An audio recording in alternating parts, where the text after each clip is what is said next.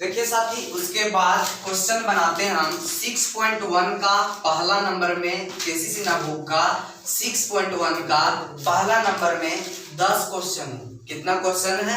10 question. 8 तक आपसे पानी जैसा बनेगा। किस तरह से बनेगा? पानी जैसा। बच गया 9 नंबर। केवा नंबर? 9 नंबर। 9 नंबर कहता है कि इफ ए बराबर कोई मैट्रिक्स दिया हुआ है then show that determinant of 2a बराबर 4 into डिटर्मिनेंट a। तो सबसे पहले हम आप लोगों को बता चुके हैं कि इफ का मतलब होता है गिवन। क्या होता है भाई? गिवन। तो इफ यदि दे दिया है a बराबर कितना दिया है? 1 4 2 2। क्या दिया है? 1 4 2 2। Then we have to show that, मुझे क्या करना है? प्रूव करना है। Then we have to show that, चाहे प्रूव दैट, मुझे दिखाना है, दर्शाना है। क्या दिखाना है? कि डिटर्मिनेंट ऑफ 2a बराबर हो जाएगा 4 into डिटर्मिनेंट ऑफ a। मेरे दोस्त, मेरे साथी, तो इसको LHS RHS अलग करके भी बना सकता है। LHS RHS अलग करके भी, जैसे LHS लेके चलेगा, पहले a में 2 से गुना कर देगा, को मैट्रिक्स प्राप्त होगा, उसका डिटर्मिनेंट निकालेगा, वो अलग बात होगा कि भाई। अच्छा, अब RHS लेके चलेगा, पहले a का डिटर्मिनेंट निकालेगा, उसमें 4 से गुना करेगा, तो दोनों बराबर आ जाएगा। तो मैंने दिखा दिया, कोई दिक्कत। लेकिन अब क्या कर रहे हैं? LHS लेके चल रहे हैं, उसका प्रॉपर्टी से बनाते मेरे भाई। LHS लेके चलते हैं और 2a का क्या है? डिटर्मिनेंट है। क्या है? 2a का डिटर्मिनेंट है। एक बात बता मेरे दोस्त, प्रॉपर्टी बताए थे कि जब कोई कांस्टेंट a मेरा कोई मैट्रिक्स था n बाय n ऑर्डर का, कैसा मैट्रिक्स था? n बाय n ऑर्डर का, और इसका जब डिटर्मिनेंट निकालते थे तो ये वाला के कचरा जो है वो बाहर निकलता था ऑर्डर, उतना ही ऑर्डर पावर में लेके, नहीं पूछा? जैसे n को पावर में लेके बाहर निकलता था और अंदर बच जाता था डिटर्मिनेंट ऑफ a। कोई दिक्कत साथी? तो यहाँ पर यूजिंग दिस प्रॉपर्टी, इस प्रॉपर्टी का ना, इस प्रॉपर्टी को यूज करके लिख सकते हैं यूजिंग प्रॉपर्टी, यूजिंग प्रॉपर्टी। कौन वाला प्रॉपर्टी?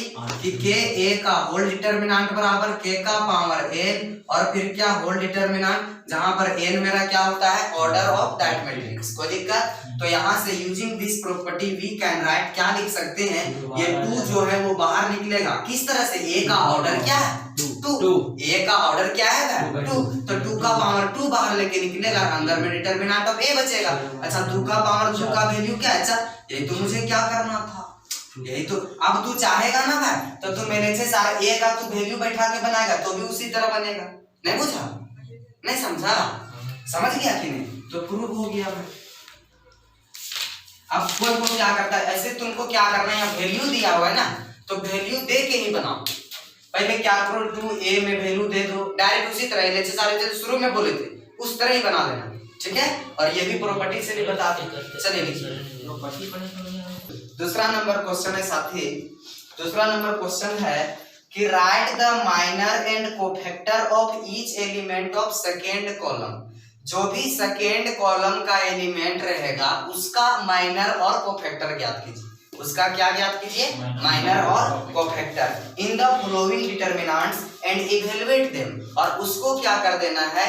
इवैल्यूएट कर देना है। तो सबसे पहले एक क्वेश्चन लिखते हैं, दूसरा नंबर का केसीसी बुक का दूसरा नंबर का कौन वाला क्वेश्चन साथी? दूसरा नंबर का पहला बताते हैं। सबसे पहले जो वैल्यू दिया गया उसको मान लेते हैं कि लेट डेल्टा बराबर 4 3 5 9 5 9 5 4, उसके बाद 7 7 5। यहाँ तक कोई दिक्कत? अब क्या है, बोलता है कि सेकेंड कॉलम का जितना भी एलिमेंट है सबका आप क्या कीजिए? माइनर और कोफैक्टर दोनों निकाल दीजिए। जो सेकेंड कॉलम का जो एलिमेंट है भाई, ये वाला सेकेंड कॉलम है, इसका प्रत्येक एलिमेंट का क्या निकालना है?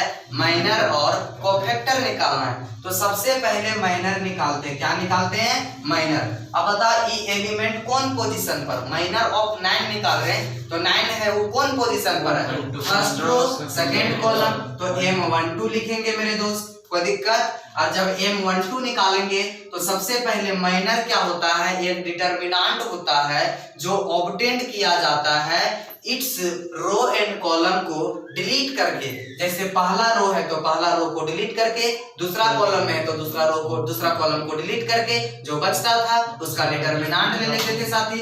तो पहला रो सेकेंड कॉलम को डिलीट किया, बच गया 3 5, उसके बाद 7 5 3 5 7 5, इसका डिटर्मिनेंट है 15 - 7 बचे 35 बराबर कितना -20। ये बचेगा दोस्त। ये मेरा क्या निकला M12।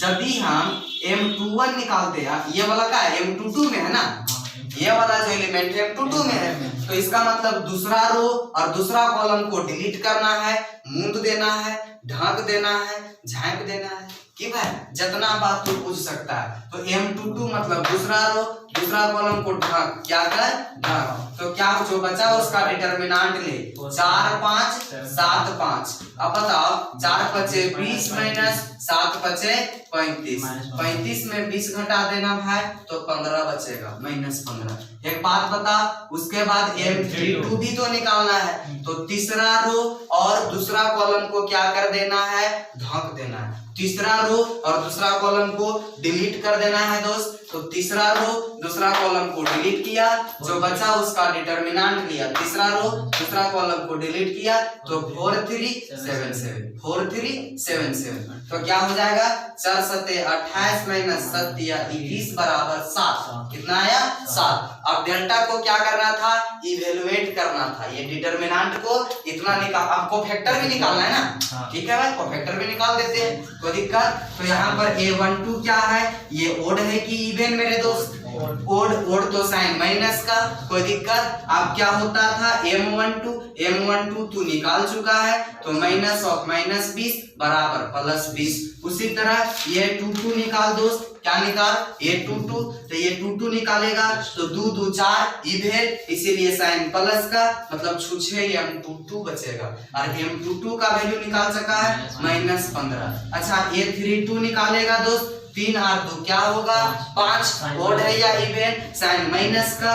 उसके बाद M32 किसका M32, और M32 का वैल्यू तू निकाल चुका है 7, क्या आया है -7। अब हमको क्या करना है, जब हम निकालिए लिए हैं तो फैक्टर निकालिए लिए हैं तो क्यों ना उसी का यूज करके डेल्टा को इवेलुएट किया जाए। एक नियम था, फॉर्मूला था, क्या था भाई कि जब आप उसी खुद एलिमेंट को उसी के कोफैक्टर से गुना कीजिएगा तो डिटर्मिनेंट का वैल्यू दे देगा।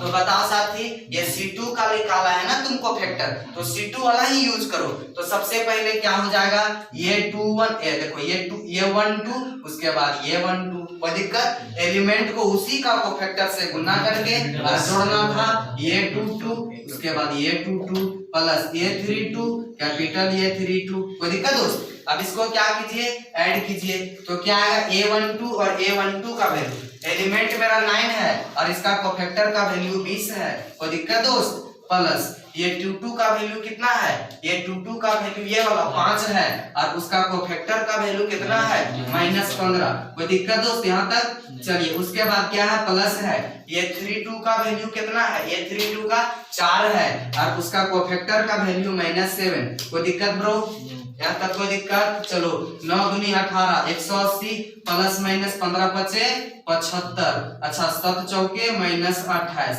180 में घटा दे 8 5 13 के 3 हाथ में 1 7 2 9 और 1 10, 180 में 103 घटा देंगे तो 10 में 3 तो 7 7 3 173, यही बचेगा। अरे 173 क्या 173 यही बचेगा, 77 बचेगा। हाँ 1 तो घट गया, सिर्फ क्या बचेगा 10 में 3 तो 7 77 बचेगा, ठीक है। ये मेरा क्या निकला, इसको हम इवेलुएट भी कर दिए। अब तू सोच रहा है इवेलुएट इसी तरह क्यों की, ठीक है भाई तो उस तरह कर, तू जानता है रे, तू उस तरह से कर, नहीं बुझा। चलो यहाँ तक लिखो।